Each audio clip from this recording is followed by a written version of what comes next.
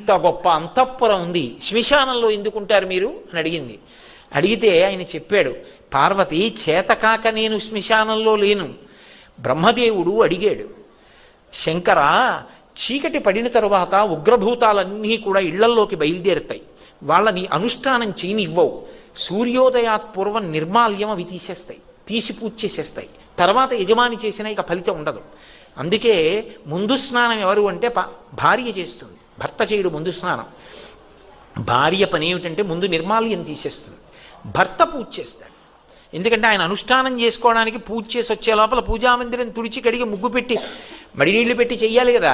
నిర్మాల్యం తీయడం భార్య పని. అందుకే ఇప్పటికీ శ్రీకాళహస్తిలో శివలింగానికి ముందు అభిషేకం చేయరు, జ్ఞానప్రసూనాంబకి ముందు అభిషేకం, ఇల్లాలు ముందు స్నానం అనడానికి గుర్తు అక్కడ. కాబట్టి శంకర ఈ ఉగ్రమైనటువంటి భూత ప్రేత పిశాచములన్నీ ఇళ్లల్లోకి వచ్చేస్తాయి.